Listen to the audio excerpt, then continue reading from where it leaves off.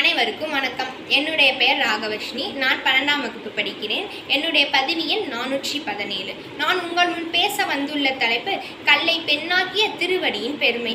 அசுரர்களும் தேவர்களும் பார்க்கடலை கடையும் போது அதில் பல்லாயிரக்கணக்கான விசேஷ பொருட்களும் பல உயிரினங்களும் இருக்கும். அதில் ஒன்று தான் அகலிகை. அகலிகை மிகவும் அழகானவள். அவளது அழகில் மயங்கிய கௌதம முனிவரும் இந்திரனும் அவளை எப்படியாவது அடைய வேண்டும் அப்படி என்று ஆசைப்பட்டனர். அதை அறிந்த பிரம்மன் 2 பேத்துக்கு ஒரு போட்டி வச்சாரு. யார் முதலில் இரு பக்கம் முகமுடைய பசுவை கண்டுபிடிச்சு சாட்சியுடன் நிரூபிக்கிறாங்களோ அவங்களுக்கு தான் அகலிகை அப்படி என்று கூறினார். உடனே இந்திரன் அந்த பசுவை தேடி சென்றுட்டாரு. ஆனால் முனிவர் இது எப்படி சாத்தியம் அப்படி என்று தியானத்தில் அமர்ந்துட்டாரு. அப்போது அந்த பக்கமாக வந்த நாரதர் என்ன நடந்தது அப்படி என்று கேட்டார். உடனே முனிவர் நடந்த எல்லாத்தையும் கூறினார். அப்புறம் இருவரும் சேர்ந்து அந்த இரு பக்கம் முகமுடைய பசுவை தேடி சென்றாங்க. அப்போ எங்கே தேடியும் கிடைக்கவில்லை. அப்போது ஒரு இடத்தில் ஒரு பசு தன் கன்று ஈன்றதை முனிவர் கண்டார். உடனே இதை பிரம்மனிடம் கூறணும் அப்படி என்று நான் இரு பக்கம் முகமுடைய பசுவை கண்டேன் அப்படி என்று அவர்கிட்ட எடுத்து கொடுத்துட்டாங்க. அப்போ உடனே பிரம்மன் அகலிகைக்கும் முனிவருக்கும் மனம் முடித்து வைத்தாங்க. சிறிது நேரம் கழித்து இந்திரன் வந்தார். அவருக்கு ரொம்ப கோபமாயிடுச்சு. அகலியையும் முனிவரும் மனம் முடித்து வைத்ததை பார்த்து ரொம்ப கோபமாயிடுச்சு. உடனே அவர் இந்த அகலியை தனக்கே சொந்தமாக்க வேண்டும் அப்படி என்று சந்திர உதவியுடன் 1 மணி நேரத்துக்கு முன்னதாகவே சேவல் கூவும்படி அமைத்தார். முனிவரும் பொழுது விடிந்திட்டு அப்படி என்று கமலத்தை எடுத்துட்டு கங்கைக்கு சென்றுட்டார்.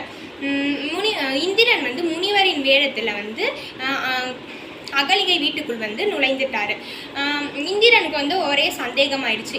இன்னும் ஏன் பொழுது விடியவில்லை அப்படி என்று ஏதோ தவறாக இருக்கிறது அப்படி நினைத்து திரும்பி வீட்டுக்கே வந்துட்டார்.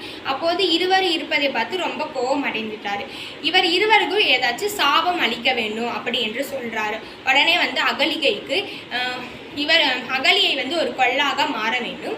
ஒரு புனித மனிதனின் திருவடிகள் பட்டால் மட்டுமே சாபத்தில் இருந்து நீ விடுதலை பெறுவாய் அப்படி என்று கூறிட்டார். பல ஆயிரம் ஆண்டுகளும் கடந்து விட்டது. ஒரு பாதையில் ராமனும் விஸ்வமிருதனும் நடந்து கொண்டிருக்காங்க.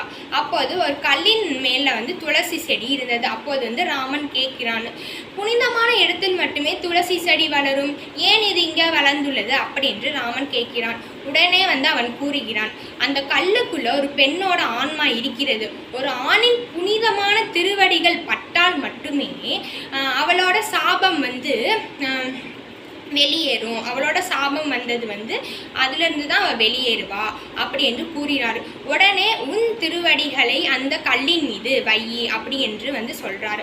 உடனே ராமனும் தன் திருவடிகளை அந்த கல்லின் மீது வைத்த உடனே அகலியை திரும்ப பெண்ணாக மாறிவிடுகிறாள். ராமன் திருவடிகள் பட்டதால் காமனின் திருவடிகள் பட்டதால் தான் என்னோட சாபம் நீங்கியது அப்படி என்று மிகவும் மகிழ்ச்சி அடைகிறார். இதுவே கல்லை பெண்ணாக்கிய திருவடியின் பெருமையாகும். நன்றி. ஸ்ரீராம ஜெயம்.